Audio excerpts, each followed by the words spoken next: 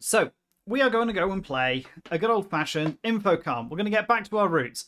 Infocom Text Adventures, Planetfall, 1983. We're going to do the full grey box experience. So today might not do a huge amount of gameplay. We're going to go through we're going to go through all of the feelies in the grey block box, go through a bit of plot, and spark up the game. Those who are new here, and that's probably nobody looking at the view account, the way this works is we have an original Atari STE. You can tell I'm rusty. There we go. So, multiple cameras, one over here to face you, one down here to face our toys, and new for 2025, we also now have, so new it doesn't even have a button on the Stream Deck yet, the Note Cam. Ooh, that shouldn't have happened. Let's rip that out so it doesn't happen again. We now have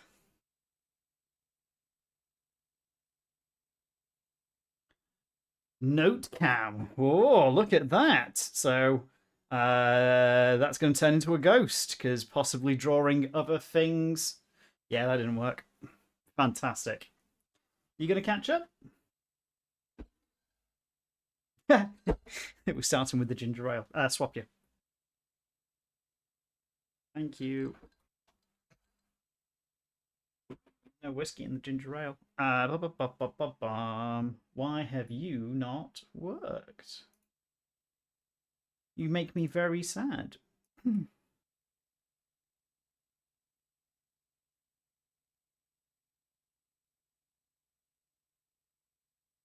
No! Because you turn off. Start recording. Definitely start recording.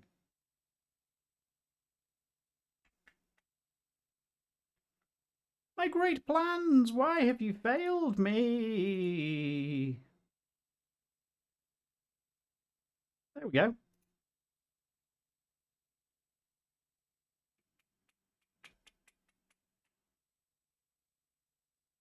Oh no, an IP address for a local network. There we go. So, Note Cam, which the temptation to draw rude things on a screen. But as we go through and we collect notes for the game, we can scribble notes onto the tablet, and hopefully you folks get to keep up with the notes. So that's going to be the idea anyway. We run on original hardware, so yeah, back to the easy bit. Grey box, we play off the original games. We don't play off the original disc. We copy those files onto the machine and we run it from there because that's a hell of a lot more reliable than running off the 3.5 inch. We'll go through all these bits shortly. We run off an original machine. That's our Atari ST. That's a 1040 STE that's been heavily upgraded. It's still an STE at the heart. It's running a 30 megahertz processor, whole bunch of RAM, and an SD card for storage out the back. But it is still an ST. We pump that through a capture card that sits... This has all got tangled up already. Sits in the stack of audio. That's our stack of audio. The stack of audio is not behaving itself, so no MIDI for today. We'll have MIDI up and running for next week. The MIDI won't be coming from the ST. The MIDI's just MIDI background fun and music will play whilst the game's playing, because otherwise all you have is my voice. Okay. Output from the Atari ST goes through to the capture card. Goes through to the upscaler. The upscaler goes through to the capture card. The capture card connects to the knee bone, and the knee bone connects up to the PC. And then, hopefully, off the back of all of that, you get to see gameplay. Because that's what you're here for. We run the Infocom games in monochrome mode because there's no colour. And this is a nice high resolution mode for you to see the text in. So, there you go. High resolution monochrome text entry with beautiful ASMR keyboard sounds. So, yeah, we're going to be playing Planetfall for today. And hopefully we can keep all of this in one screen as well. So you get your note entry on the left-hand side, or grey box up on the top left, and our main game screen on off to the right. So we're playing Planetfall. I don't know this one. This one is actually new to me. Over to the C920 chat. This is genuinely new to me. I'm told it's comedic and predates Roger Wilco and Space Quest by a number of years, but similar kind of vein, sort of space janitor has to clean up universe kind of vibes. It's when you go, hang on, haven't we seen this before? Just, significantly before the Roger Wilco, well, at least a few years before the Roger Wilco games. So yeah, new to me, and a bit of a change of pace from all of the Zorks. So, back of the box before we go in. Join the patrol and see the Join the patrol and see the galaxy! You took the posted device, bait and all, and marched right over to the recruitment station near your home on the backwater planet of Gallium. Images of exotic worlds, strange and colourful aliens, and deep space heroism had danced in your head as you signed the dotted line. And since that day, the closest you've come to deep space heroism was rubbing down the radioactive leper colony on Ishmael 3. But suppose that jumbo fortune cookie you got at Kwang's takeout asteroid last shore leave was right. Maybe you will indeed narrowly escape disaster. It's even possible that you'll actually travel to an unknown corner of the universe, where you'll save a doomed planet, or die in the attempt. In fact, we'll guarantee it, every crumb of it, because that's just the way the cosmic cookie crumbles. And then it tells you about getting inside a story, get one from Infocom. It's like waking up inside a story, loading Infocom's interactive fiction into your computer, the usual stuff. Okay. So Infocom games come in various difficulty levels. Junior, best introduction to interactive fiction, rating for everyone from 9 age and up. Standard, good introductory level for adults. It's Infocom's most popular level of interactive fiction. Advanced, greater level of challenge. Recommended for those who've already experienced Infocom's interactive fiction. Expert, for real diehards seeking the ultimate challenge in interactive fiction. Expert level is like playing Zork whilst having your nipples pierced at the same time. It's definitely a bit more of the hardcore mode. So they claim that this one is a standard level game. Other standard levels for reference. This is where the whole pile comes out. Oh look. Let's do some comparisons, shall we? Other standard games. So Wishbringer's counted as introductory. Hollywood Hijinks hasn't got a level. I think they'd given up on the levels by that point. Northern Burke can get in the bin. Trinity they count as a standard level game as well. Planetfall standard level. To put it into context, Zork is considered as a standard level.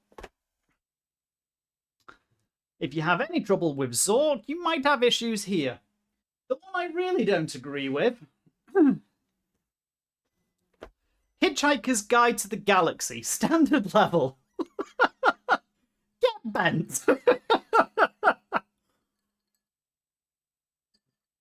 Anyone who has played H2G2 knows exactly how much of a pain in the ass that game is.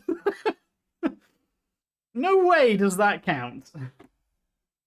Leather Goddesses of Phobos is actually a pretty straightforward game, but also counts as a standard level. Are we spotting a theme here? Beyond Zork is Interactive Fiction Plus and thus does not get a level. Sorcerer. Advanced level. Oh, there we go. Advanced level. A greater level of challenge. Yeah, that worries me. Still to work out how that's going to go. Very carefully, because there's stuff balanced on the top of these. Moon Mist. Possibly one of the most fun games we've ever played. Introductory level.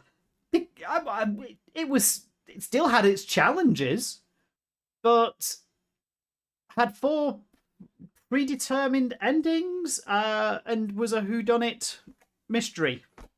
And then Ballyhoo, which again claims to be a standard level. It's almost like it's a little, possibly a bit arbitrary. So, put those back on the shelf.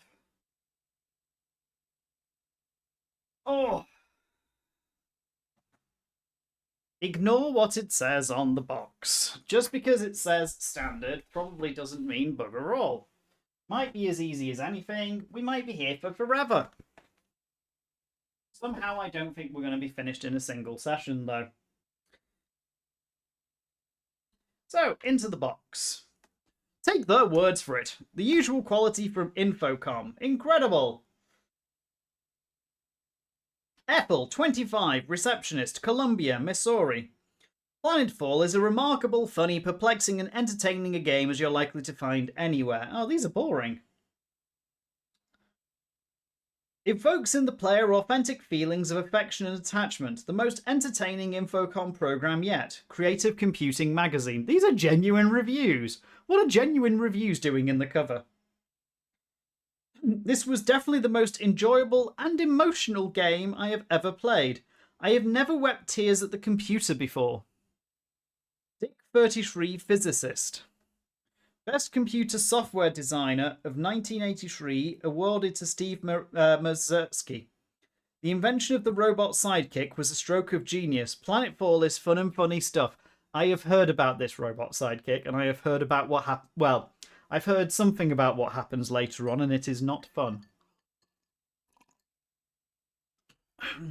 Planetfall teaches resourcefulness, perseverance, creative thinking, and patience.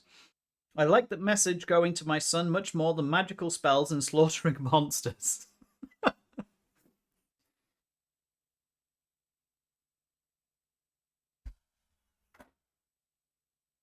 I like the message much more. Where was it? I like that message going to my son much more than magical spells and slaughtering monsters. Phil, 42, grad student, Tucson, Arizona. Oh dear. Graphics on adventure games just can't measure up to wildly imaginative descriptions such as those in Planetfall. I loved it. The multi-word parser would have been enough for me, but no, you threw in believable characters, a great plot, having to eat and sleep. Oh, God, this has a survival aspect. This feels like it's going to turn into Fallout. And a very fine attention to detail. Barry, 16, El Paso, Texas. A 16-year-old wrote that review? There's not enough emojis in it. A wonderfully written, continuously amusing delight. Tom, 56, engineer. Right, today's Stellar Patrol, boldly going where angels fear to tread. Yoink, let's move you this way for a minute. The patrol's looking for a few good organisms. When the Third Galactic Union was formed by the Great Treaty of 11-2003 GY between the empires of Tremaine and Gallium, an order went forth from the capital on Tremaine that a great armada be formed. The greatest military and philanthropic minds in the galaxy, including High Admiral Marescu and the Lord Beatitude Bereza, were sequestered in a brightly lit map room for a week-long intensive brainstorming session. No records were kept of this top-secret strategic summit, but out of it came the most ambitious pseudo-military unit ever conceived. The 7-day conference changed the course of intergalactic exploration and diplomacy forever. First, blueprints for huge multi-purpose starships were drawn up. Next, designers from Vandermeek, the fashion capital of the universe, were commissioned to create the perfect uniform. Functional, comfortable, and virtually indestructible. There we go, found it. Finally, a highly sophisticated, incredibly accurate weapon prototype was assembled. Appeals for soldiers appeared in all 3rd Union publications, as well as on all subspace frequencies. Almost immediately, the ranks were filled and a waiting list was established. Thus the Stellar Patrol was born, and our mission ever since has been to explore the galaxy to seek out such remnants of human civilization as have managed to survive the Second Union's collapse and the Dark Age that followed. In short, to boldly go where angels fear to tread.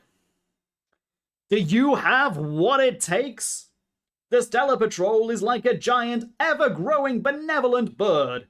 Its top leader's the brain, its commander the wings, its starship's the body, its strong recruits the backbone and muscle, its discovery's the engine that makes it fly, its weak recruits the bodily waste that gets left behind.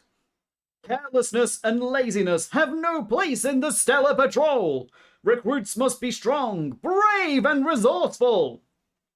Recruits must be able to laugh in the face of death, sneer in the clutches of adversity, and eat almost anything. Loyalty to the Union must be limitless and unconditional, and dedication to a project, be it building a space pod, exploring a new planet, or shining a superior's shoes, must be absolute. In short, if you are the kind of organism who can stare 10,000 years of darkness straight in the visual receptor without flinching, if you can stand up to the horrors of star systems descended to near barbarism, where uncivilized beings live savagely in primitive shelters rudely constructed of coarse minerals and deceased vegetation, then you may just have what it takes to be a part of our proud tradition. Cadet 4th Class Daryl Flintev is a fine example of the kind of being today's Stellar Patrol produces. Let his story serve as an inspiration to all. The Patrol made me into an organism my progenitors can be proud of. I'm part of a team devoted to excellence and enterprise that is the Stellar Patrol's proud tradition, says Cadet 4th Class Daryl Flintev. In my 3 years with the Patrol, I found plenty of opportunity for advancement, and I've seen solar systems never before visited by the 3rd Union, some inhabited only by crystalline-based life forms.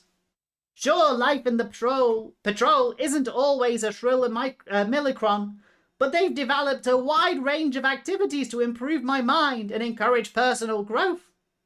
You have to be strong, brave, and resourceful.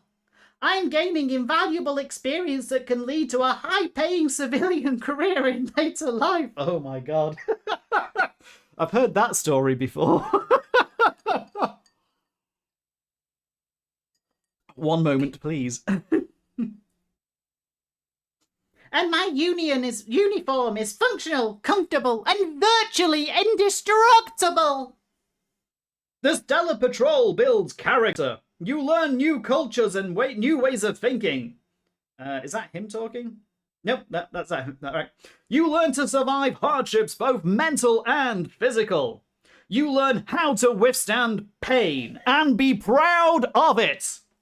If you're the type of organism we're looking for, read on. Learn valuable skills and explore the galaxy. Sure, you'll get a paycheck in the Patrol, but 32 credits, new underwear, and a pack of chewing gum every month isn't all you'll get out of it. You'll also be traveling to distant worlds you'll never imagine existed, earning the respect of your friends and family, and acquiring outstanding technical training that can get you a good job in later life. Here are just a few of the valuable skills. The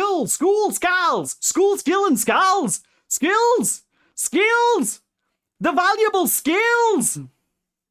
The valuable skills you can learn in the Patrol. How to become a fast learner.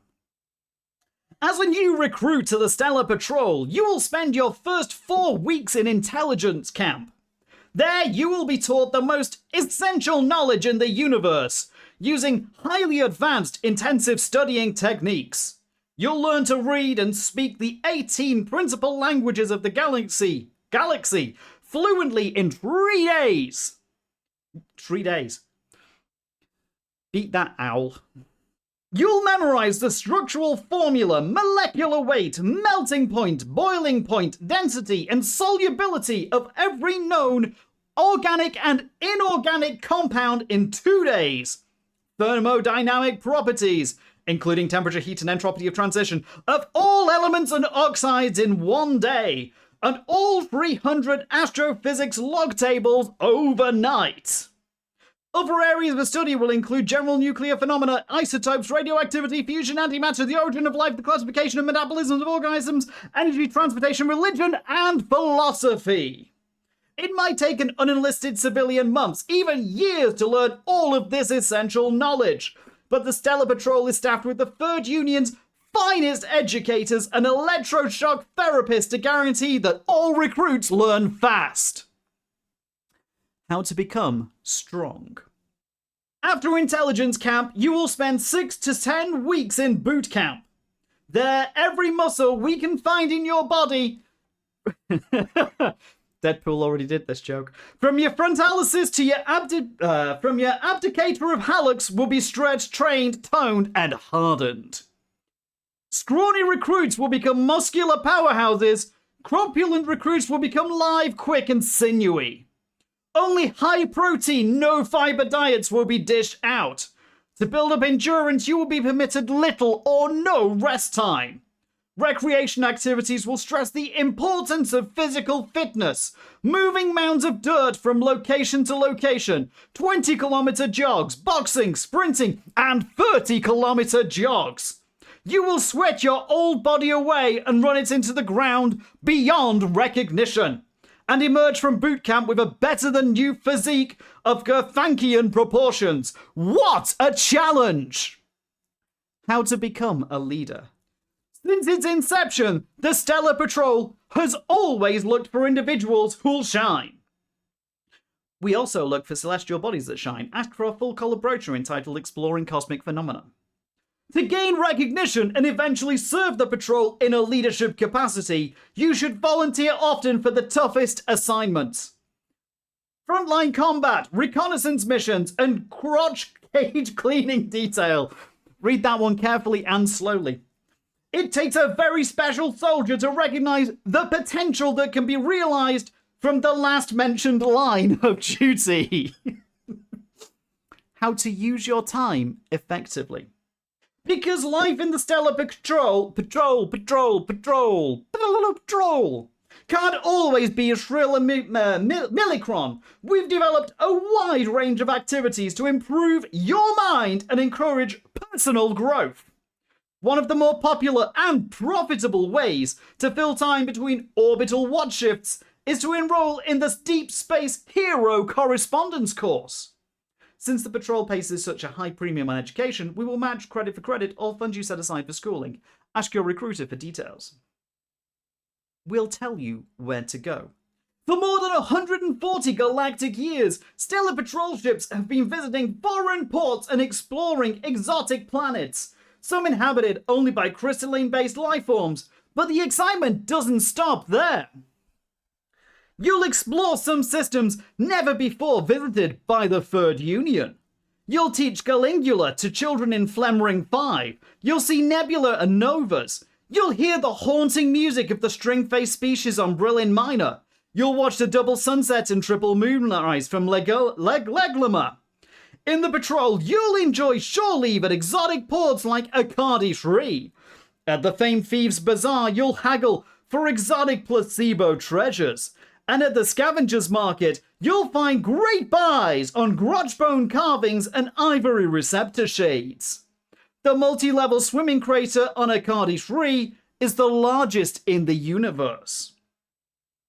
Also on Akadi Shree is the blindingly beautiful refractory wall, a 10 megamaster natural formation composed of glistening crystal.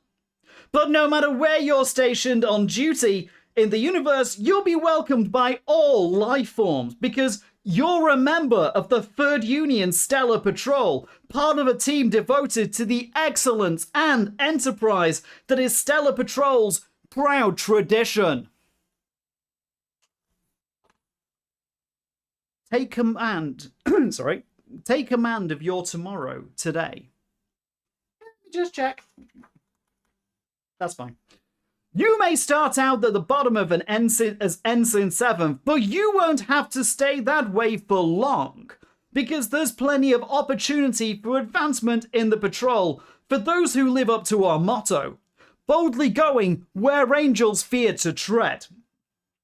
To ensure the future of your choice, be sure to tell your recruiter about the kind of job you're interested in when you enlist. Enlistment is conditional pending your results of the qualifications test at the end of this brochure. Your recruiter will do everything possible to put you in that line of duty. Occasionally, a position you're interested in is temporarily filled, or will require experience in another Stellar Patrol position. If so, your recruiter can recommend your surest route to success. The following is but a sampling of the many fine ways you can serve the patrol while gaining invaluable experience that can lead to high-paying civilian careers in later life. Galactoturf Farmer. Galactoturf farmers are responsible for the growth and maintenance of all artificial green surfaces. When the patrol is in orbit, all aboard ship training is done on the material. Comparable civilian careers: lawn analyst, ground crew supervisor, and rug maintenance manager. Grotch breeder. Grotch breeders play an important role in the very survival of the patrol. Without the grotch, zero-gravity lab experiments would have to be performed on crew members. Qualified applicants must be immune to grotch venom. 1 year's service as a grotch breeder counts as 4 credits towards an advanced degree in cosmobiology at most accredited learning centers. Comparable civilian careers: zookeeper's assistant and circus sanitation engineer. Hull checkmate. Responsible for the upkeep of all shipboard surfaces, hull checkmates also instruct crew members in the operation and maintenance of sliding doors. Comparable civilian jobs: gravity enforcement officer and receptor technician. Morale officer. It takes an extraordinarily patient being to serve as morale officer. Morale officers offer guidance and encouragement.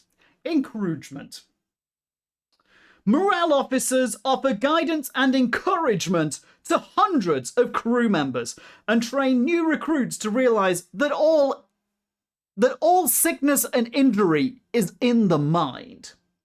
You must have a kindly countenance and a winning smile, since you alone will establish contact with other ships. Comparable civilian jobs: riot control officer, suicide counselor, and double Fanucci referee. Double Fanucci, why does that ring a bell? Mess service. Mess services control every aspect of the chow detail, from the ordering of supplies through the serving of well-balanced, appealing meals prepared in the anti-gravity ovens. Excellent equilibrium is necessary. Comparable civilian jobs: scrap metal recycler and faith healer. Military music maker. Military music makers must have talent and a portable instrument to qualify for this exciting duty. Familiarity with at least 3 chords is essential. 2 crons of daily practice will be required. When you learn to play music the patrol way, fellow beings will stand up and take notice. Also available are positions within the floating band. Comparable civilian jobs: teacher for the deaf and Ramosian sheep herder. Sleep technician. Because crew members spend so much time in their berths, they must be kept in optimal resting condition. As a sleep technician, you'll complete alignment and cleaning of said sleeping quarters and monitor the FlexBed automated system designed to prevent inactive muscles from atrophying in space. 2 years experience as a pillow fluffer required. Comparable civilian jobs: social adjustment worker, dry cleaner, and mortician. Support systems regulator. Support system regulators have a long and proud history in the Stellar Patrol. Duties include construction, programming, and deprogramming of all shipboard support systems. A thorough knowledge of the events leading up to the Great Collapse is necessary. We don't talk about the Great Collapse. Must be very detail-orientated. An advanced degree in computer psychology is preferred. Comparable civilian jobs, electronics mastermind, and ventriloquist. Yo sailor. Yo sailor. Call troops to meals, to attention, and to combat-ready posture. Although most recruits applying for this position can yodel proficiently, beginners will be auditioned and considered for acceptance. Exceptional versatile larynx required. Comparable civilian jobs, auctioneer, and evangelical preacher. Regardless of the position you hold in the Stellar Patrol, as a proud member, you'll be helping to carry the Third Union's peaceful message of benevolent central bureaucratism to the thousands of worlds lost after the Great Collapse. Stay indoors. It takes grit and courage as well as wisdom to be such a messenger. For while most civilized planets can be brought into the fold via a routine ambassadorial mission, certain worlds require further explanation and the importance of 600-page tax returns and forms to be filled out in triplicate. In such cases, it's the job of the patrol to step in, firmly plant its heel, and take charge of that situation. If you have a sharp mind, a quick wit, and the ability to guess between right and wrong, then maybe that heel could be you. Whew. I'm gonna...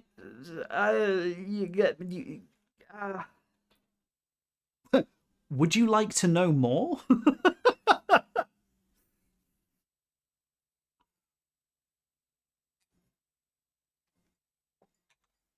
Oh. Service confirmed citizenship. Excuse me. Sorry. Right. Find out if your Stellar Patrol material today. This incredibly comprehensive questionnaire was prepared totally in accordance with the rules and regulations of the 8th Division Codes of the Third Galactic Union. Help your recruitment officer determine the best positions for you when you join the Stellar Patrol. Fill out the entire questionnaire honestly and without help from family members or friends. Note, although most of this data is on permafile at Third Galactic Union Central Headquarters and can be verified instantly, this is our only method for determining how closely you adhere to the Standard Code of Honor. Physical attributes, color of eyes. Beryllian. Do you need glasses or corrective surgery on your eyes? That's fantastic. You're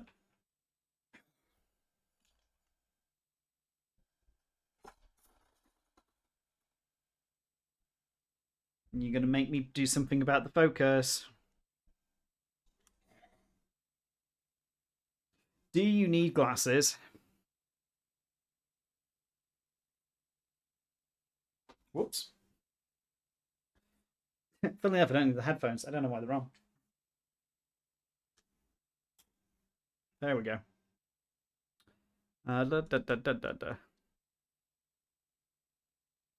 Although now I don't know if you actually you send any of the alerts. Where is it? Second cam.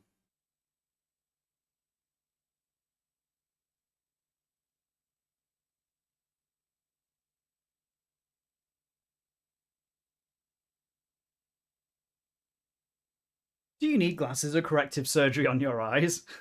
Yes. No. Color of hair. Present hair length. On head. Elsewhere. Specify. Are you bald?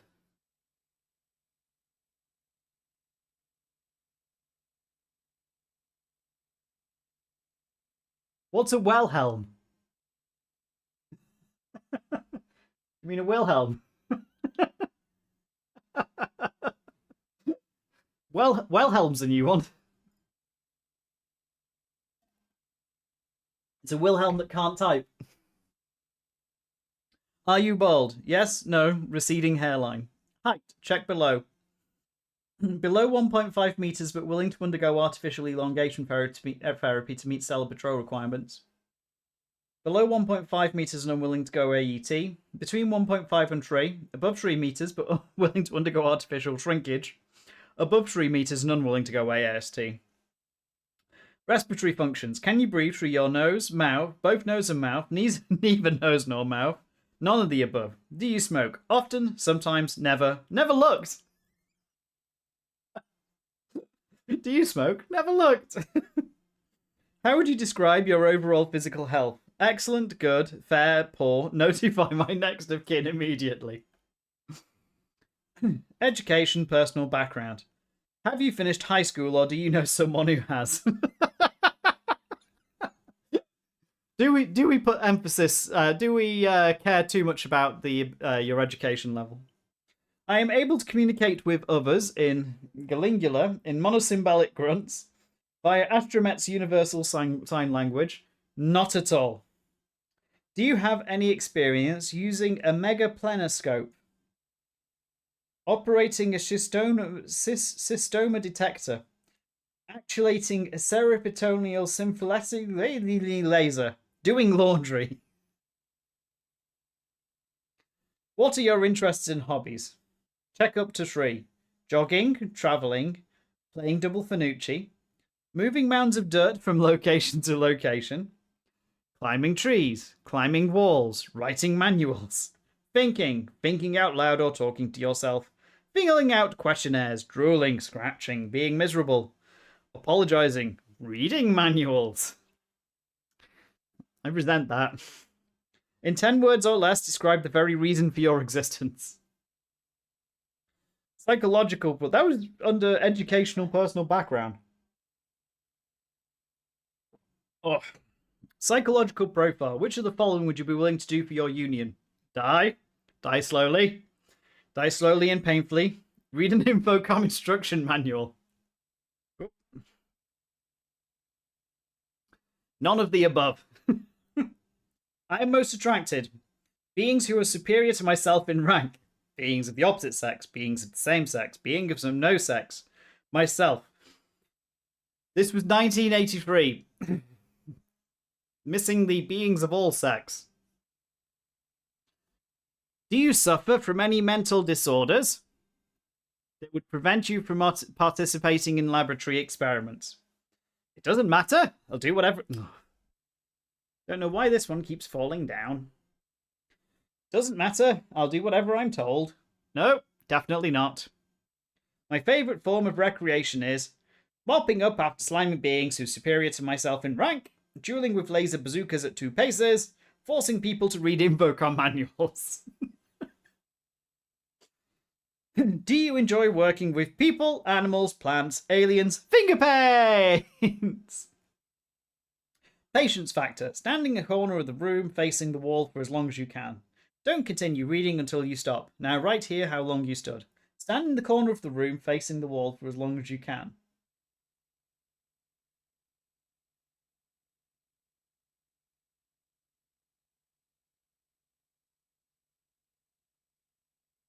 How long do I have to stand here for?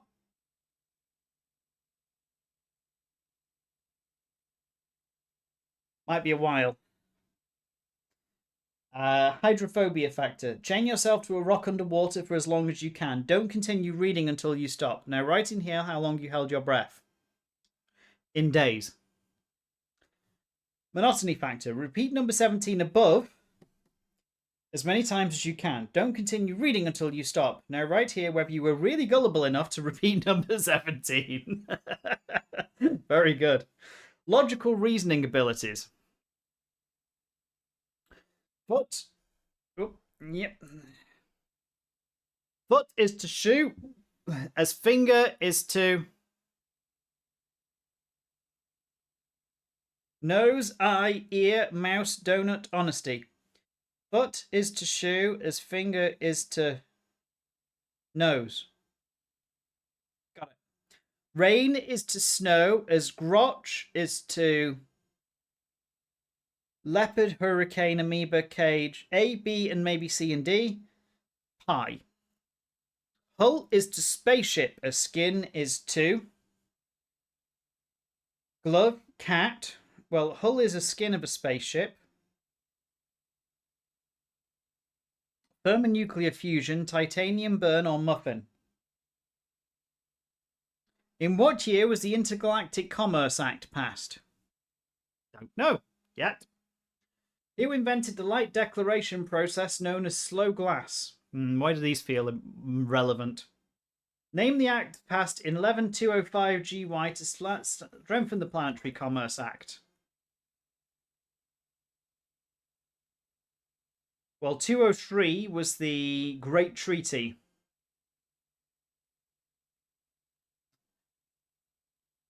Name the year in which Arnold Gumpf invented slow glass. The Intergalactic Commerce Act passed in 11205 strengthened what earlier act? 11210, a glazier named Arnold Gumpf invented a light declaration process. Name it. What is the answer to this question? 3 couples, the fairies, the Borbs, and the Keegs, were seated at a circular table playing Partnership Venucci. They were a cosmobiologist, a gravity engineer, and a sleep technician, ambassador, a fusion supervisor, and an editor. And they were originally from Gallium, Legama, Grange 6, Strawberry, Amsel, and Jargo. Each male sat beside 2 females, and no one sat next to their spouse. From the following information, determine where each person sat, what profession each had, and what planet each came from. I'm not reading that one. I'll be here for forever. 4 robotic satellites were designed to do the following. YA3 to find drifting garbage, JP7 to transport the garbage, SEM6 to turn the garbage into the engine. Yeah, okay. Submit this completed questionnaire to a Stellar Patrol recruiter. If you qualify for the patrol, you will be notified within 2 crons. And then we're into the manual. So, after the fall of the Second Galactic Union in 1716 GY, a 10,000-year dark age settled upon the galaxy. Interstellar travel was non-existent, and many star systems descended into a near-barbaric state, burning coal and gas for energy and growing food directly from exposed topsoil. In 11203 GY, a treaty between the empires of Tremian and Gallium formed the Third Galactic Union. Ships of the Stellar Patrol, a pseudo-military wing of the Union government on Tremaine, began exploring the galaxy, searching for the human civilizations of the remnants of the Second Union. You are a native of the planet Gallium. Although it is one of the most politically powerful worlds in the Union, Gallium is no garden spot. In fact, the Gallium Chamber of Commerce brochure entitled 10 Great Reasons to Visit Gallium ends on page 3. The author ran out of reasons after just listing 2. For 5 generations, your family has served in the Stellar Patrol. Your great-great-grandfather was a High Admiral and one of the founding officers of the Patrol. It was taken for granted that when you came of age, you would join up. Now, more than a year after signing up, and 2 months after being transferred to the SPS Feinstein, you are still only ranked Ensign 7th Class. Your superior officer, Ensign 1st Class Blaver, has been making your life miserable. You're beginning to wonder if you really cut out for the Stellar Patrol. If you're experienced with Incom's interactive fiction, you may not feel like reading this entire manual. You should at least read about time and turns on page 12 and look at the appendix of recognized verbs on 19. I like to think of myself as an experienced adventure player and moderately experienced with Infocom games. So we will look at 12 and we will look at 19. It's useful to... The reason why it's useful to check the verbs page, excuse me, is that the different games have slightly different verbiage. And you can absolutely get yourself screwed into a corner if you do not check what's different between the different games. Time and turns on page 12.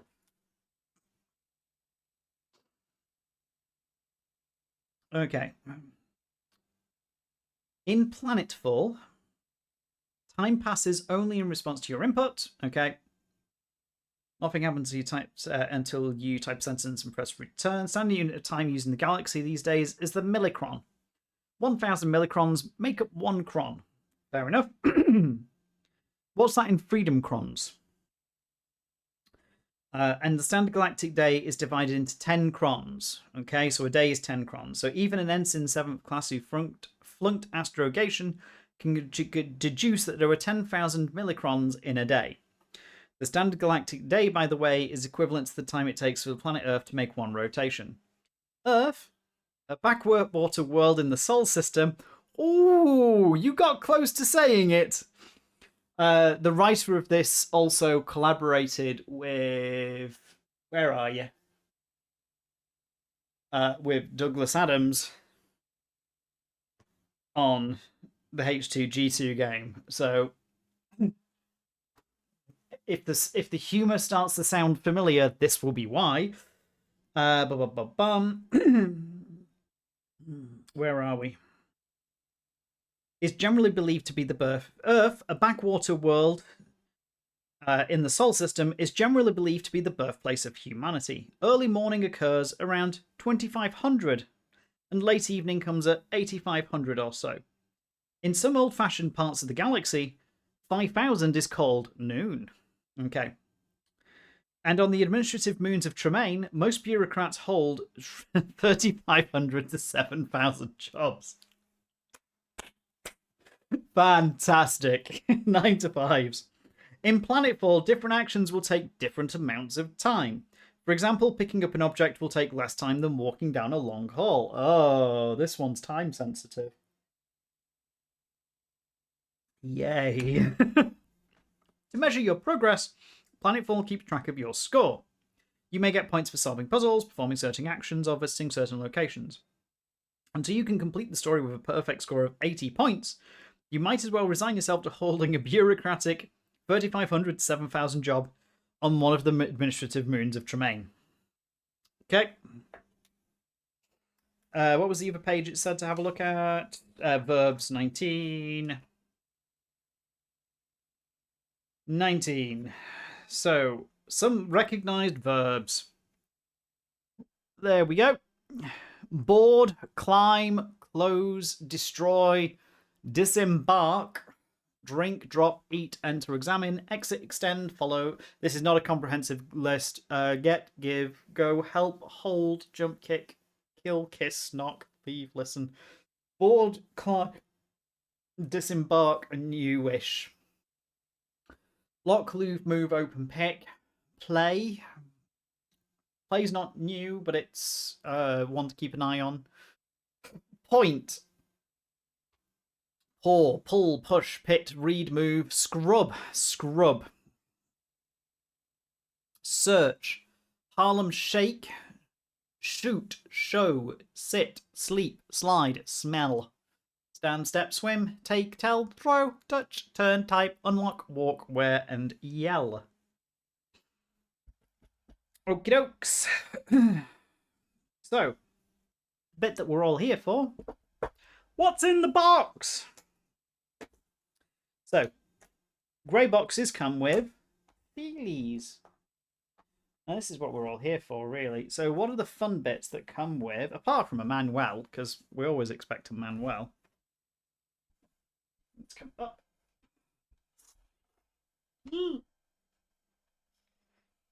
What do we get in the box? Still focused, surprisingly. What do we get in the box? Open this when you really need a hint. So you could, back in today, you could send off for hints or hint book. You had to pay for it, but you could send off for hints. You're about to see the fantastic world of Infocom. I like this. This is the poster.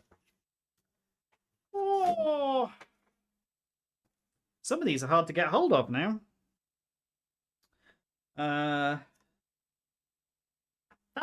That's suspended down there. Whew. A copy of Mind Forever Voyaging, Suspended, and Starcross. A veritable hit list of games I want to try and get my hands on. Except not cheap, not cheap, not cheap. To be fair, any Infocom games I can get my hands on, I'm a happy person with. But yeah, Sea Stalker. Ones we've got so far: Sorcerer, Zork 1, course we were running around with, isn't it? Yeah. Zork 1, Wishbringer. This one was before Moon Mist came out. Tells you whenabouts in the timeline it is. I mean, there's only 1, 2, 3, 4, 5, 6, 7, 8, 9, 10, 11, 12, 13, 14, 15, 16, 17. There's only 18 titles on this thing. Practically quiet. Have a look. Here's the specific instructions for the Atari ST. We won't be needing that. More Infocom information. Postcards. We get postcards. Here we go. Wriggle over to Fliblum? Nebulon?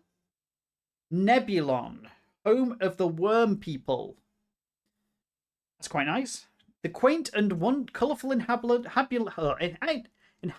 of this grand old planet are sure to worm their way into the hearts of visiting tourists. Souvenir postcard. Quite nice. Hello from historic Ramos 2. Aww. They're waving. That's cool. Ramos 2, where yesteryear lives on. The circuit of the double suns have something for every nostalgic soul.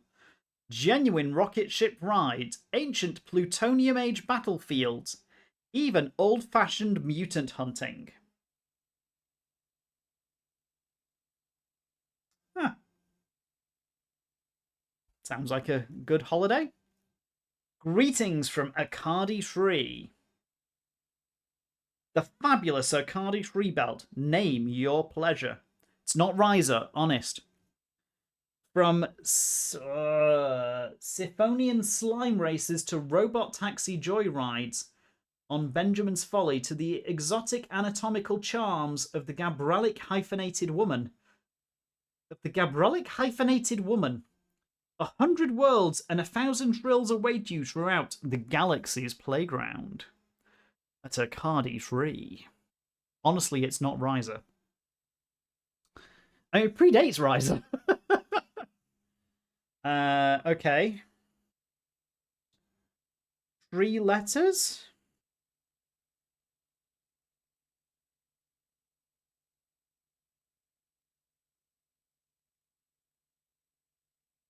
What order?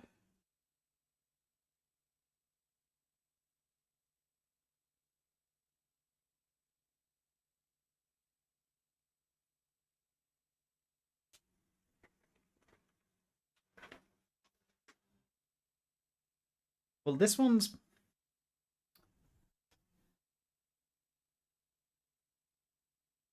So this sheet looks to be blank. Until you hold it up to the light and realise it doesn't exactly look blank.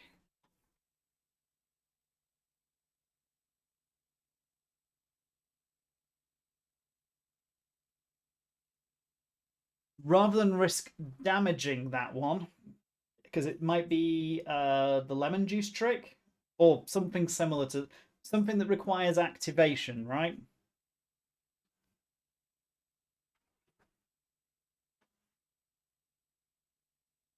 You can see something, but I'm not going to put a flame to it or any of the other tricks. I might go and check. We can do that now. That's not that big a deal. So Feelies. Which one's this? This is Planetfall.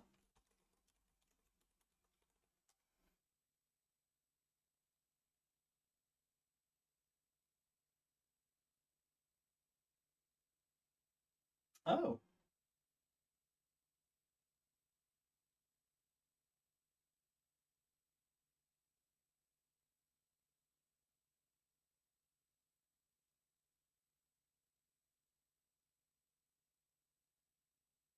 Huh. Maybe not. I mean, it looks like it.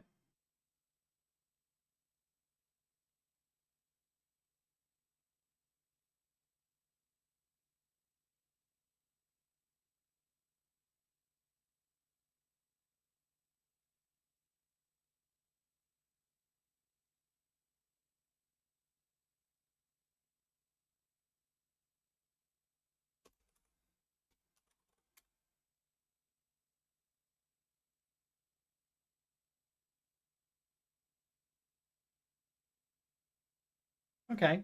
Park on that. Blank sheet of paper. Say, if I hold it up, I can see possibly something.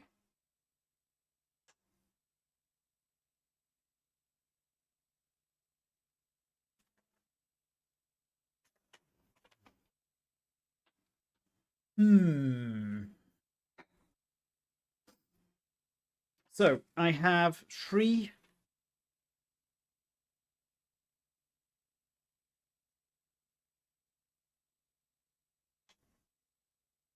sheets. So, 11, 3, 4, 4.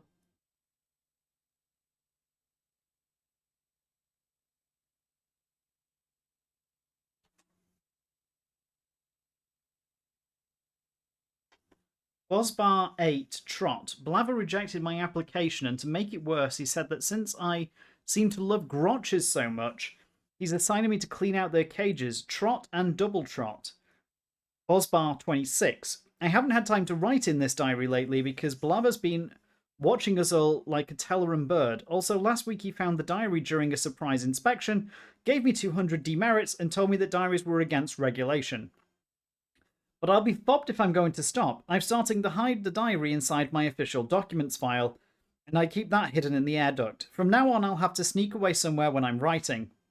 Bosbar 27. Greetings from the Deck 4 supply closet of the SPS find scene. I hope I'm not tempting fate sneaking around with my diary this way. I used to be as much of a disbeliever in destiny as the next guy, but not anymore. Not since the time my mom warned my dad not to tempt fate by walking across the astral planes after dark, when the computerized analysis showed a 43% chance of a resulting injury.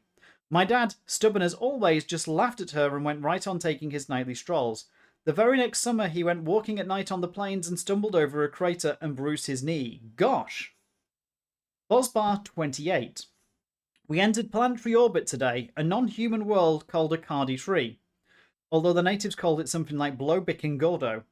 They're not officially part of the Union. The rumours say that we're picking up a special ambassador to take back to treatment for negotiations on joining the Union. Tomorrow we have to put on our dress uniforms for some special welcoming ceremony. August the 2nd. I caught a glimpse of the alien ambassador during the welcoming ceremonies yesterday. He looks like a cross between a tree trunk and a melting ice cream cone. But anyway, the ceremony got me out of cleaning the grotch cages today. August the 7th. Went to the mandatory patrol information tri-risen triple feature. Oops. Last night. We saw treatment for space lice infestation, shore leave Shirley, how to guard against contracting alien diseases, and the oxygen tank your galvanized buddy in the vacuum Blava confined half the ensigns. Blava confined half the ensigns to quarters for hooting during the second feature. The other half had fallen asleep during the first feature. Shore leave Shirley. Trots that trotting crip. I applied August 24th. I applied for astrophysics training for the next quarter, but Blaver says my work for the Special Assignment Task Force hasn't been good enough. So not only did he reject my astrophysics application, but he says I'll have to take remedial scrubbing next quarter.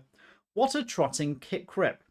You know, for the first time I'm beginning to have doubts about whether I'm really cut out for the patrol. When I was growing up on Gallium, it was always taken for granted that I would join up when I came of age.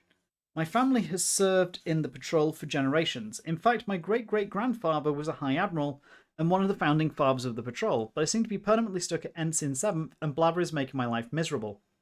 September the 4th. We left hyperspace today at about 7600. Went scheduled to for about another 2 weeks. The grapevine says we have special orders to investigate a planetary system here. Apparently some of the archaeologists back on Vashoff think it might have been part of the Second Union. I can't imagine why anyone would settle out here in this remote corner of the galaxy. September 5th. That crip has done it again. I missed 2 little pellets of trot when I was cleaning out the grotch cages yesterday, and Blaver gave me 100 demerits and assigned me 2 extra shifts of deck scrubbing, including Deck 9, the filthiest deck of the ship. I'm considering asking for a transfer, or if things get worse, I might even abandon ship. This was the first one, sorry. July 22nd, transferred from SPS Trilobite to the SPS Fenstein for the third of my 4 tours of duty. I'm truly going to miss my commander, Ensign First Class Lim. He was a friend in every respect. Someone you could always go to with a problem, someone I could really look up to. We would sometimes talk along into the night. He would tell me about his homeworld of Ashdown 5, and I would talk about growing up on Gallium. I get pretty homesick sometimes, even though Gallium is not exactly one of the garden spots of the universe. I just hope my new commander is half as nice as Lim. Oh, I'm so sorry. This new ship seems pretty swell. I'm in a cabin with only 5 other ensigns, and I've got 1.5 cubic meters of locker space. Woo! July 23rd. Met my new commander today, Ensign Cadet First Class Blaver. Ensign Cadet First Class Blaver. He seems like a real crip. Excuse the language, diary, but that might just be a bad first impression. July the 25th, one of my cabin mates, Gorand, organised a double Fanucci tournament among all the ensigns 7 class. We were playing during the 150 millicron rec period after lunch. 150 millicron. That's seconds, isn't it? And Blaver busted and confiscated the sets and told us that playing war games was a violation of patrol regulations. Ensign Werp, who's studying to be a patrol lawyer, said she couldn't find anything about it in the regulations anywhere. Blaver is really a total mega crip. July the 28th. I went to see the personnel officer today to find out what my new duties would involve. He showed me a list of all the open assignments, and I decided to put in for the grotch feeding detail. Who's putting in for the grotch feeding detail? We picked up a few grotches when we were on Crassius, and we're taking them to the zoology labs in Tremaine, so that maybe they can figure out how an animal can produce 47 times its weight in trot every day. Boss Bar 7, everyone from the PO to the ship's cook has approved my application for the grotch feeding detail, except Blaver. I have an appointment to see him tomorrow. Wish me luck. Oh, grotch feeding. Got it. Rather than grotch cleaning. Right. Okay. So that's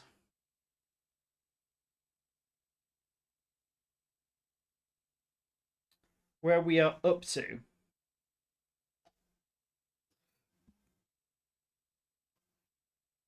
Oh, let's take a second.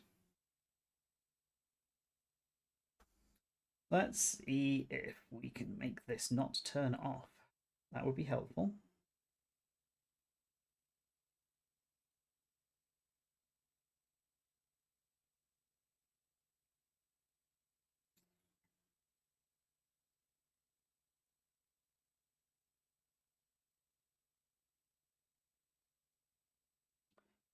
Power.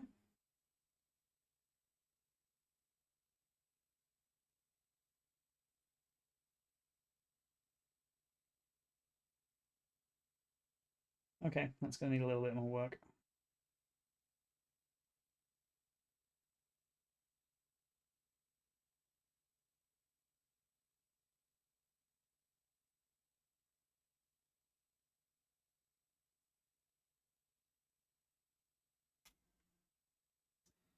Right, that's back.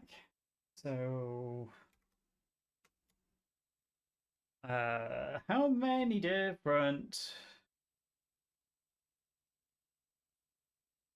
Yoink. Yoink. Yoink. Yoink. There we go. So, Planetfall. So we're ready to start. Finally.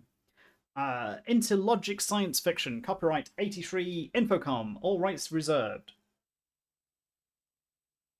Another routine day of drudgery aboard the Stellar Patrol ship Feinstein. This morning's assignment from a certain lowly ensign set for a certain lowly ensign, 7th class. Scrubbing the filthy metal deck at the port end of level 9. With your patrol issue self-contained multi-purpose all-weather scrub brush, you shine the floor with a diligence born of the knowledge that at any moment, dreaded ensign first-class Blaver, the bane of your shipboard existence, could appear. Deck 9. This is a featureless corridor similar to every other corridor on the ship. We are on deck 9. It curves away to starboard, port, starboard, and a gangway leads up. To port is the entrance to one of the ship's primary escape pods. The pod bulkhead is closed. Okay. Curves away to starboard, and the gangway leads up. So we are here, which you can't see yet. So curves away to starboard.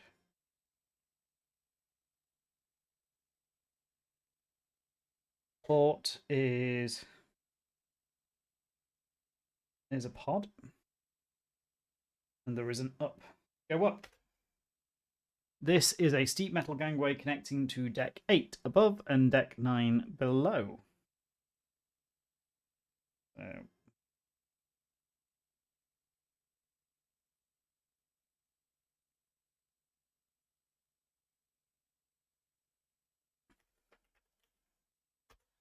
maximum verbosity. So what, up again? This is a featureless corridor leading port and starboard. A gangway leads down, and to 4 is the hyperspatial jump machine room. Okay. This is 9. This is 8. And again, there is a port and a starboard. And to the 4 is a hyperspatial jump machine room.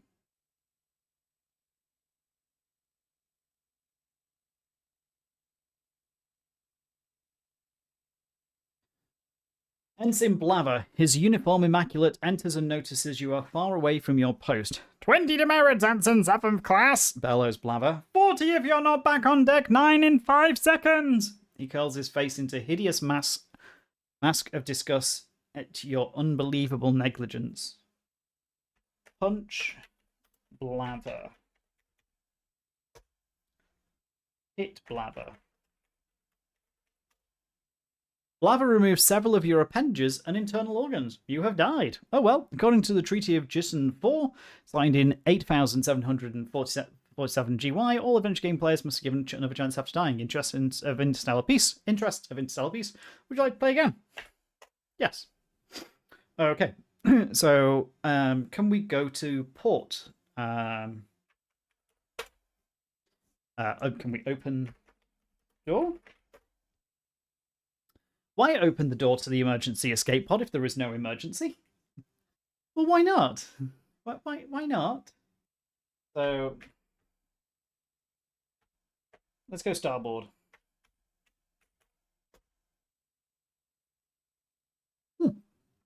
The reactor lobby. The corridor widens here as it nears the main, so reactor lobby.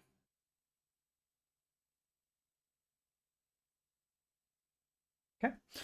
Widens here as it nears the main drive area. To starboard is the ion reactor that powers the vessel.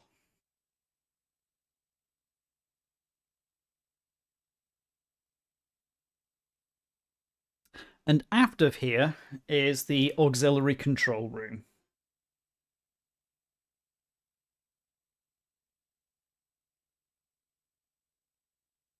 Okay. The corridor continues to port.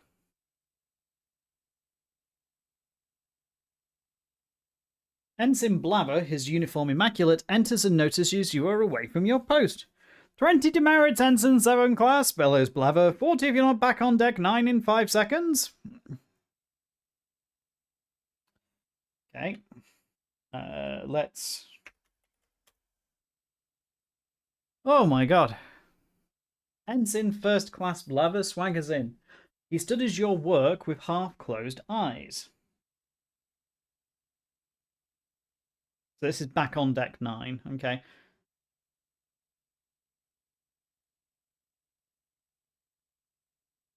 Oh, did I make an error?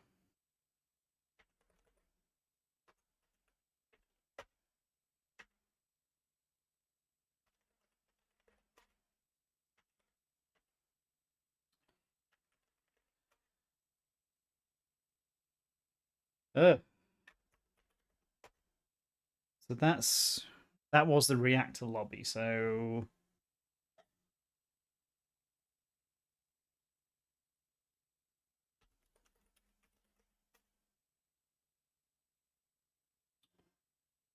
Oh,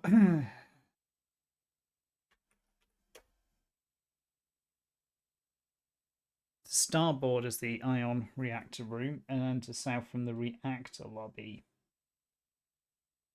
No, undo. Grab that.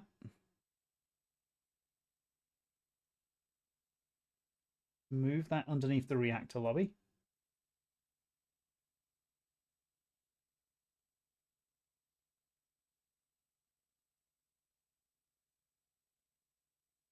And let's get rid of the room to the right of the ion reactor.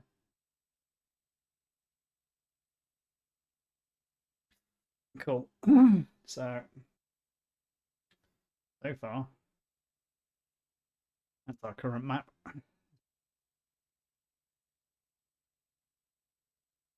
Okay. So he won't. Turning a deepening shade of crimson. What happens if we continue to talk to Blaver? Blaver shouts, "Speak up when you're Speak when you're spoken to, Ensign 7th class." He breaks 3 pencil points in a frenzied rush to give you more demerit. Blaver loses his last vestige of patience and drags you to Fensine's brig. He throws you in and the door clangs shuts behind you. You are in Fensine's brig. Graffiti covers the walls. Verbose mode, maximum verbosity, please. The cell door to the south is locked. So at some point, are you going to always end up in the brig? That's quite possible with this kind of game. Examine the graffiti. Read it. All the graffiti seems to be about Blaver. One of the least obscene items read, "There once was a crypt named with Blaver, who told a young ensign named Smaver, I'll make you inherit a trotting demerit and ship you off to stinking fag-infested tar pools of graver." It's not a very good limerick, is it? No, it's not. It's terrible. What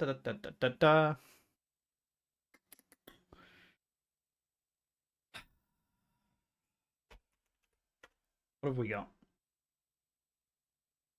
Examine the door. I see nothing special about the door.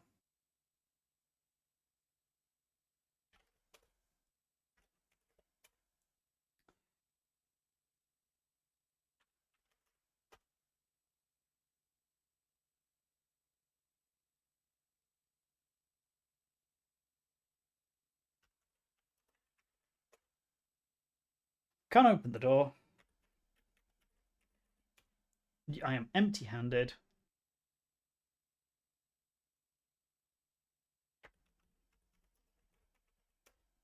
I see nothing special about the floor. A massive explosion rocks the ships. Echoes from the explosion resound deafeningly down the halls.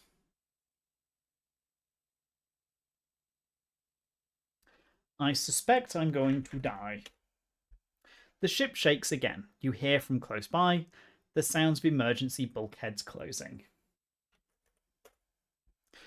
The ship rocks from the force of multiple explosions. The lights go out and you feel a sudden drop in pressure accompanied by a loud hissing. Too bad you weren't in the escape pod. Maybe being in the escape pod is a good idea. Okay.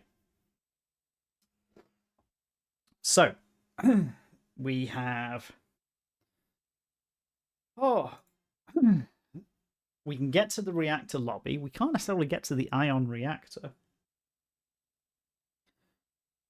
Suspect that the thing going boom is going to go boom regardless, since, you know, prepare to be teleported 120 centuries into future and hurtle out of your Stellar Patrol spaceship mere moments before it explodes.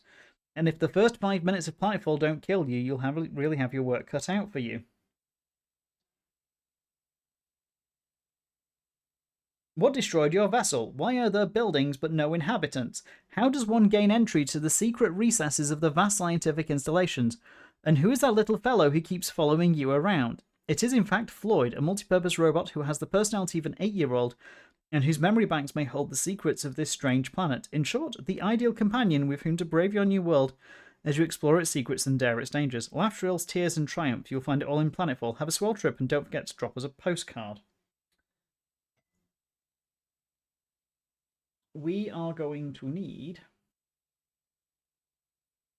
possibly things on the ship before we leave the ship, which means we still have to deal with this twazzock. So up, which takes us to the machine room.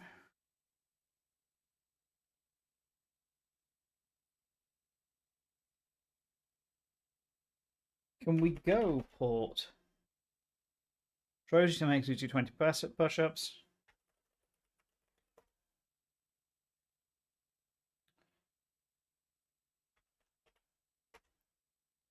Oh, that wasn't helpful. I really need to work out how to stop this from turning off.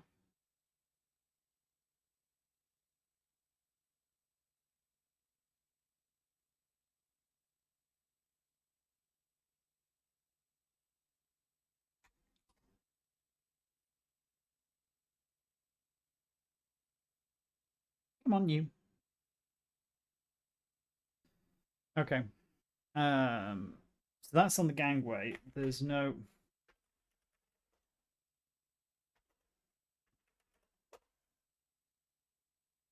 But if he was up there... Ah! Can I go south?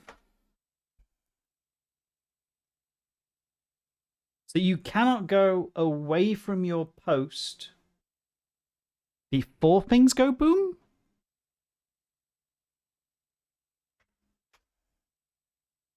This is a featureless corridor similar to every other. Okay. Curves away to starboard and the gangway leads up. Supports the entrance one of the ship's the pod bulkhead is closed. The alien ambassador from the planet Bluck, Bib, and Gordo ambles towards you from down the corridor. He is munching on something resembling an enormous stalk of celery, and he leaves a trail of green slime on the deck. He stops nearby, and you wince as a pool of slime begins forming beneath him on your newly polished deck. The ambassador wheezes loudly and hands you a brochure outlining his planet's major exports.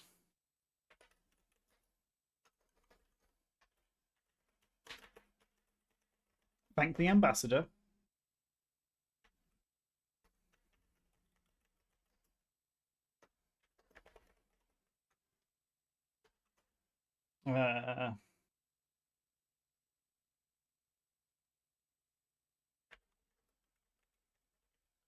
Read the brochure. The leading export of Bluck, Bid, and Gordo is the adventure game Planetfall, written by S. Eric Moretsky. Buy one today. Better yet, buy 1,000. The ambassador introduces himself as Bernick.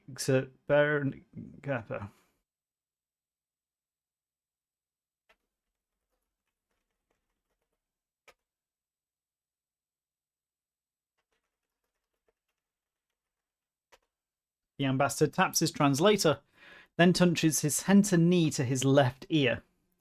The equivalent of shrugging. The ambassador inquires whether you're interested in a game of bocce.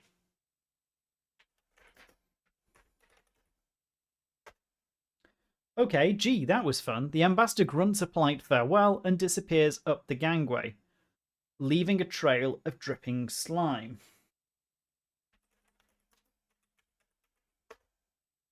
You've cleaned up maybe 1,000th of the slime. If you hurry, it might be all cleaned up before Ensign Blather gets here.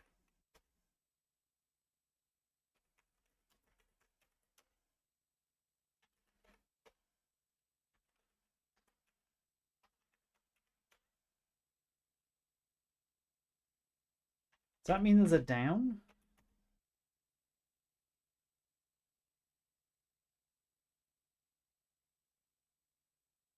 No, there is not.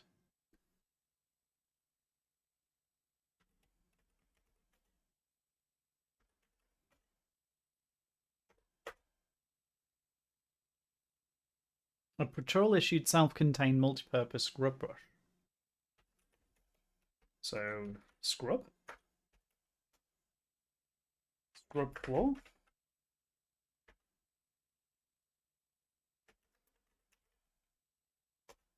The floor is a bit shinier now.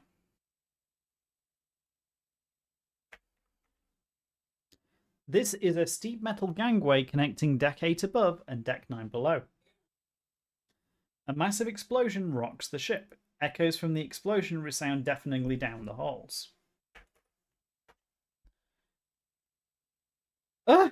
This is a featureless corridor leading port and starboard. The gangway leads down, and to 4 is the hyperspatial jump machinery room. You are deafened by more explosions and the sound of emergency bulkhead slamming closed. Blabber enters looking confused and begins ranting madly at you. I said, return to your boast, Ensign 7th Class, rebels Blabber, turning a deepening shade of crimson. Okay. So, and you're dead again.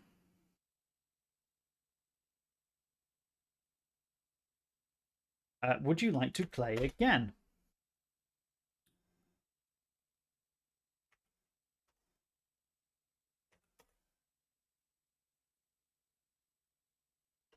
So read the brochure.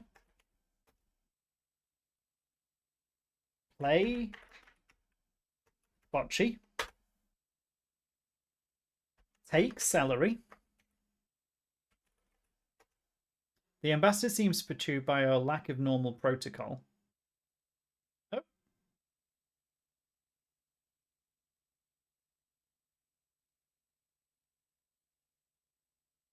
That's almost there. So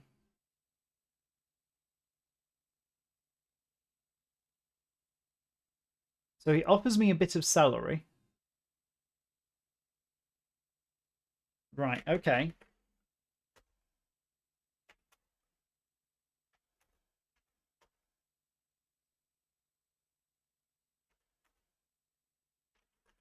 Where's the ambassador? There he is. Take the brochure. Play bocce. Offers you a bit of celery. Eat the celery?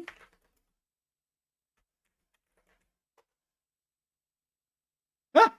Looks like blow-bidden Goran metabolism is not compatible with our own. You die of all sorts of convulsions. Don't eat the celery.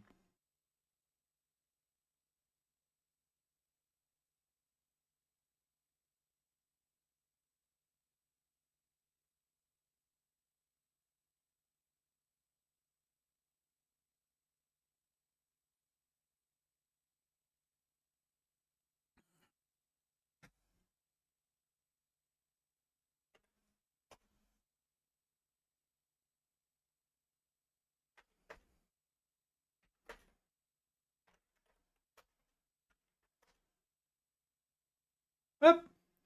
Ensign Blabber swaggers in. He does your work with half-closed eyes. You call this polishing. We have a position for an Ensign 9th class in the toilet scrubbing, you know. Like 4 or 5 so far?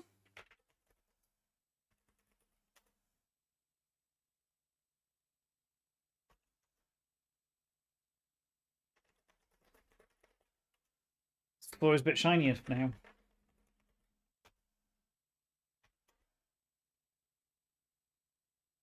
He's in the other room!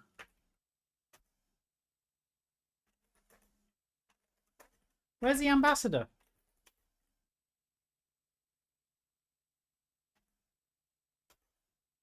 This is one of the Feinstein's primary escape pods for use in extreme emergencies. A massive safety webbing large enough to hold several dozen people fills half the pod. The controls are entirely automated. The bulkhead leading out is open. The ship shakes again. You hear from close by the sounds of emergency bulkheads closing.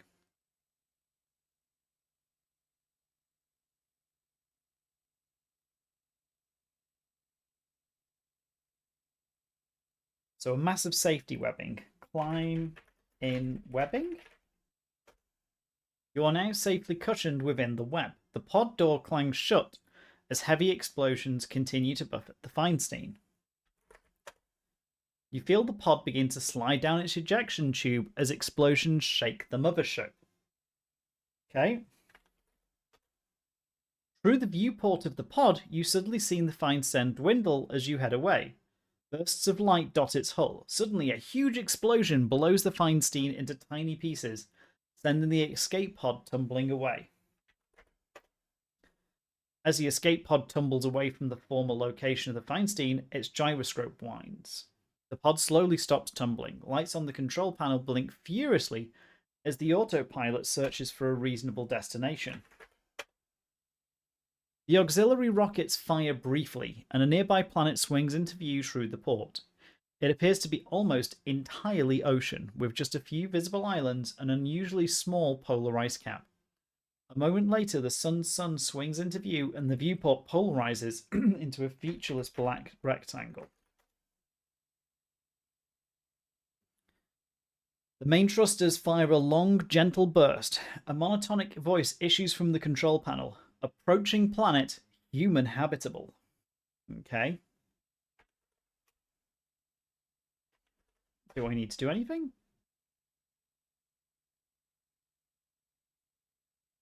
This is automated, isn't it? Massive safety mode of 7 feels half work. Controls are entirely automated.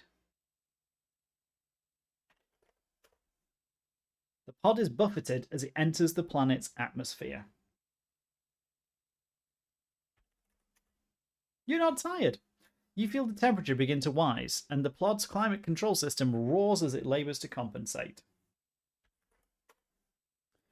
The viewport suddenly becomes transparent again, giving you a view of endless ocean below. The lights on the control panel flash madly as the pod's computer searches for a suitable landing site. The thrusters fire long and hard, slowing the pod's descent. The pod is now approaching the closer of a pair of islands. It appears to be surrounded by sheer cliffs rising from the water. Excuse me, and is topped by a wide plateau. The plateau seems to be covered by a sprawling complex of buildings. Okay.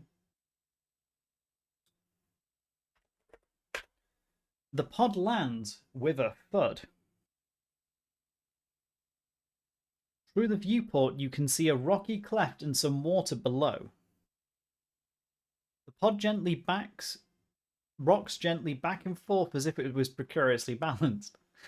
A previously unseen panel slides open, revealing some emergency provisions, including a survival kit and a towel.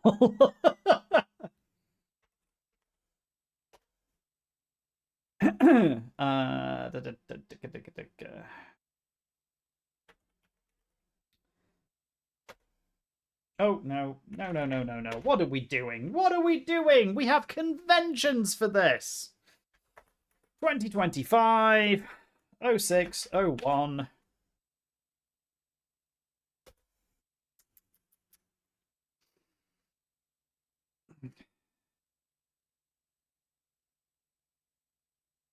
Okay.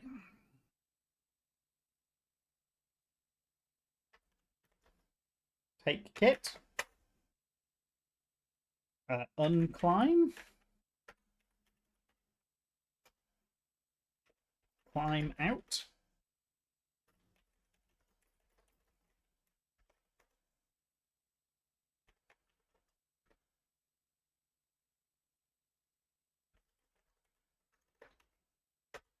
As you stand, the pod shifts slightly and you feel it falling. A moment later, the fall stops with a shock and you see water rising past the viewport. Take kit. Take towel. The pod is now completely submerged, and you feel it smash against underwater rocks. Bubbles streaming upward past the window indicate that the pod is continuing to sink. Okay.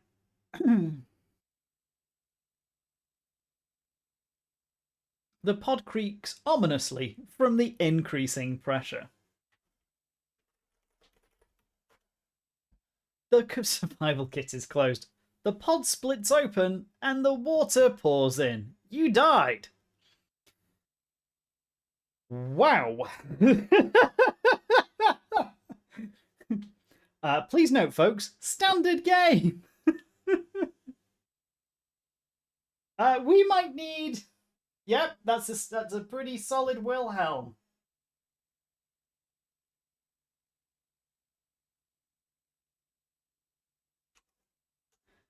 We might need Oh.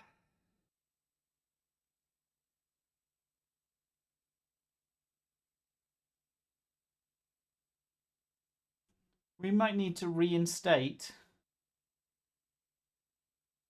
Where are you, my friend? I've not seen you for a while.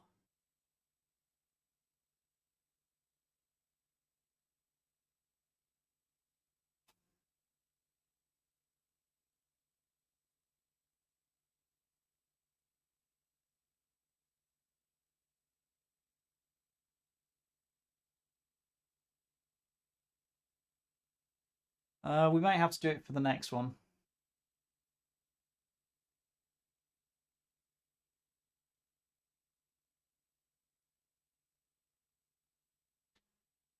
Unless you can see it and I can't.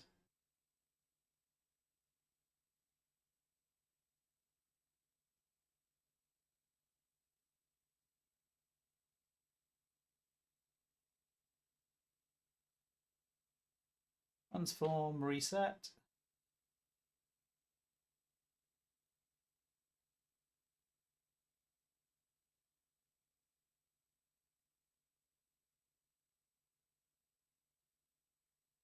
Let's see. Video.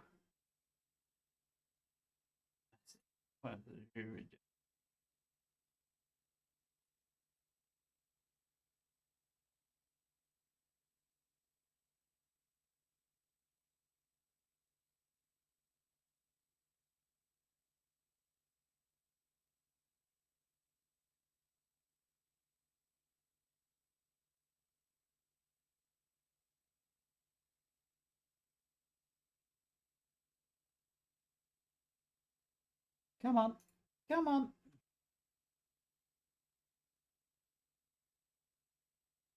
Should be working.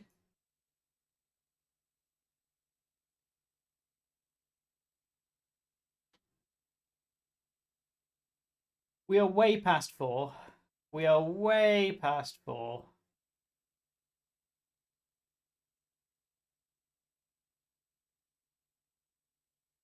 I think we're about there.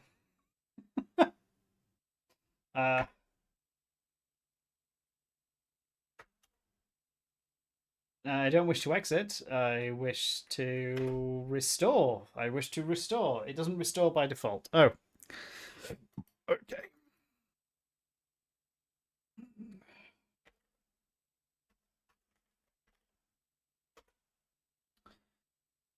Huh. Right. So where am I?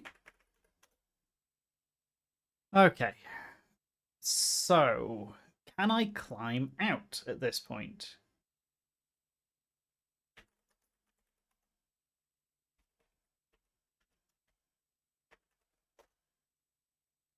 Are the sounds meant to be muted? No, it just means that the right bit of bit thing isn't on.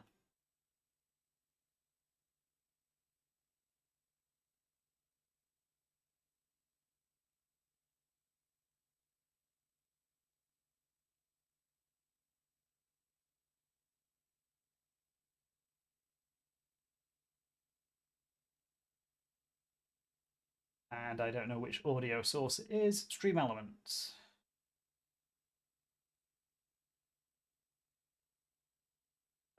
I'm try that.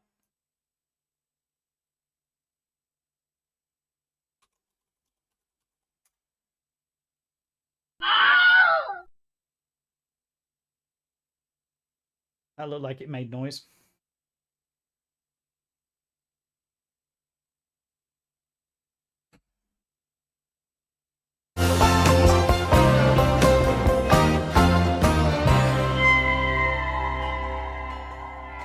Oh. What command did we use to climb out the damn thing? Do you remember? I want a towel!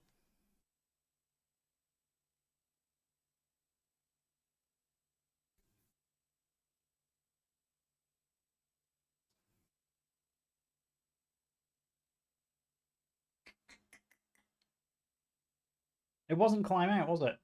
Get out? Oop. Typing on the wrong keyboard now. Yep. So let's do the thing I don't want to do. Let's do a restart. Let's wait for the ambassador.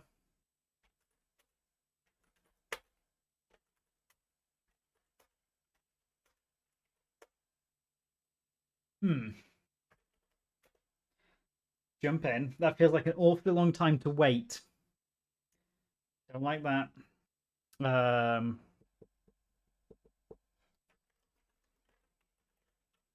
Get in the webbing.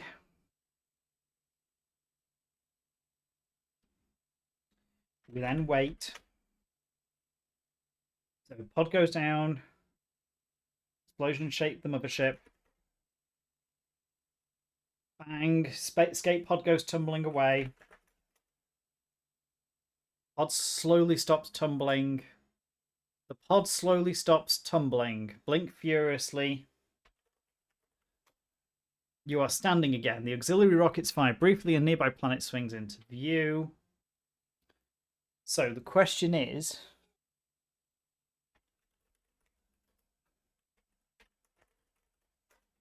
The controls are entirely automated. Yep.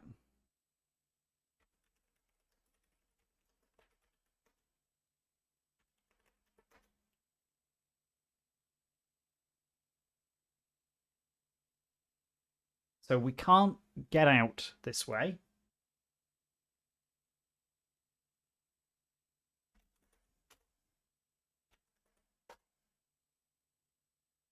Pod is buffeted as it enters the planet's atmosphere.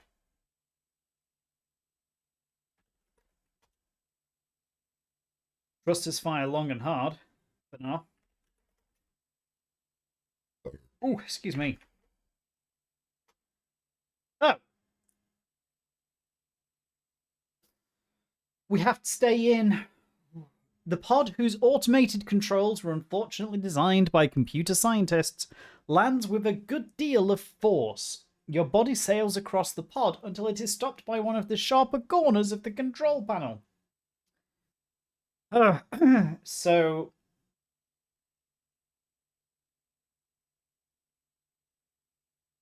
we need to stay in the goddamn webbing until we land. Whether we like it or not.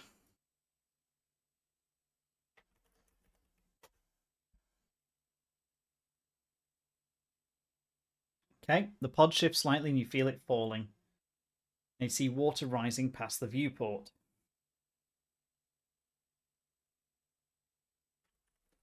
Can we open the door? Cold ocean water rushes in. You are momentarily disorientated as you enter the turbulent waters. Currents buffet you against the sharp rocks of an underwater cliff. A dim light filters down from above.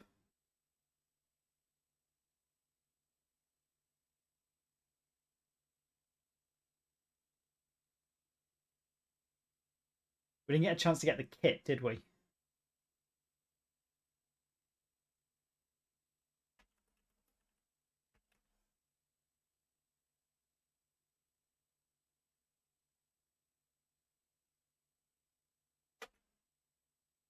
You have reached a cleft in the cliff wall where the island rises from the water.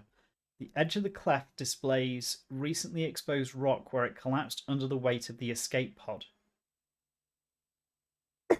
About 2 meters below, turbulent waters swirl against sharp rocks. A small structure clings to the face of the cliff about 8 meters above you. Even an out-of-shape ensign 7th class could probably climb up to it. Balcony. This is an octagonal room, half carved into and half built out of the cliff wall. Through the shattered windows which ring the outer wall, you can see ocean to the horizon. A weathered metal plaque with barely readable lettering rests below the windows.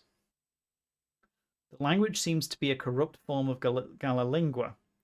A steep stairway, roughly cut into the face of the cliff, leads upwards.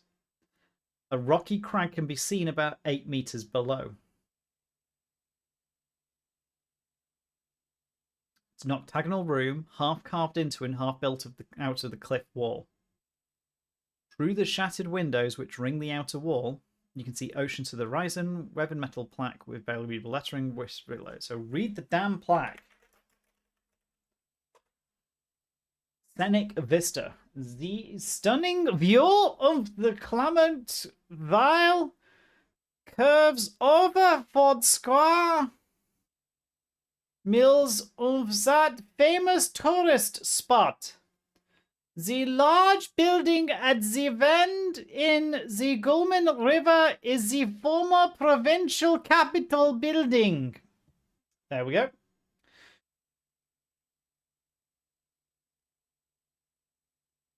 Up.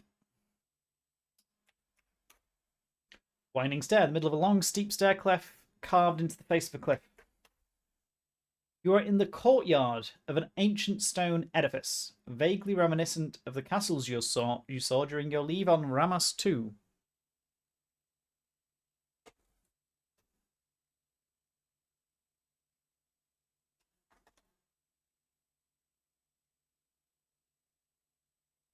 Where were they?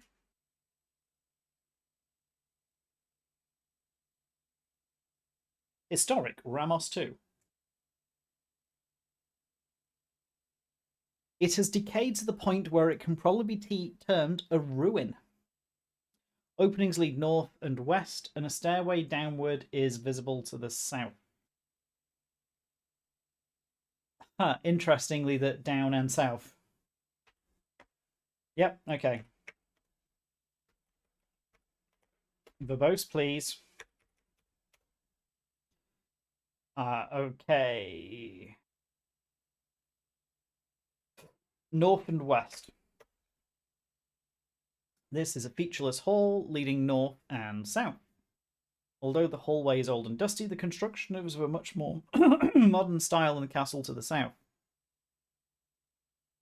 Similar hall branches off to the northeast. A rec area. Recreational facility of some sort. Games and tapes are scattered about the room. Always head off to the east and south, and to the north is a door which is closed and locked. A dial on the door is currently set to 0. Okay.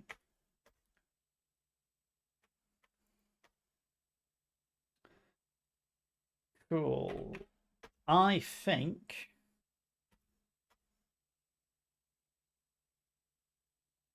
we save here. I think this is not a bad save spot, to be honest. Oh, so what have we done? We've died a lot. You're about to overwrite an existing file. I know. What have we done? So far, we've got off the ship. We've crash landed. We've died a fair amount so far. And then we've somehow managed to survive. What kind of crazy... Hey, Richard. You have joined us at the point where I'm just looking to wrap up, to be honest. Uses square miles. The same kind that uses decimal seconds in a day. 1,000 units per day.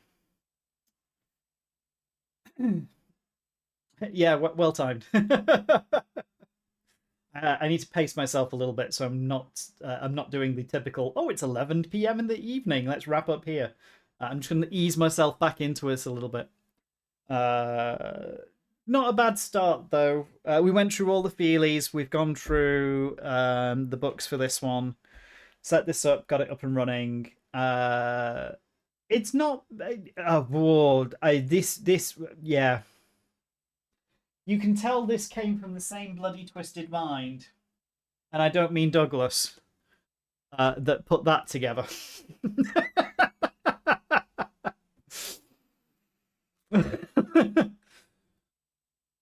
I completely agree. Some things are important, and I'll bear that in mind for next week. And I might be able to do a little bit longer next week.